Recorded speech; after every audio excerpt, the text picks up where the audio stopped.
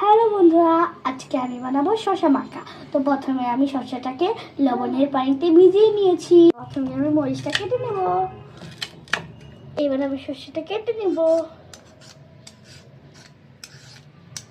আমার শসাটা কাটা হয়ে গেছে, এখন আমি তেঁতুলটা দিয়ে মাখিয়ে নেব। একটু লবণ দিয়ে নিব, ভালো করে আমি মাখিয়ে নেব। সেই আমি হচ্ছে আমার কিন্তু জিভে জল এসে গেছে। আম্মু তাড়াতাড়ি দাও, একটু খেয়ে দেখি টেস্ট করে। আচ্ছা দাঁড়াও, ভালো করে নেবো, মেখে একটু নিই। নেবো। হ্যাঁ নাও। জিভে জল এসে গেছে দেখে। ঝাল ঝাল টক টক, টেস্টি।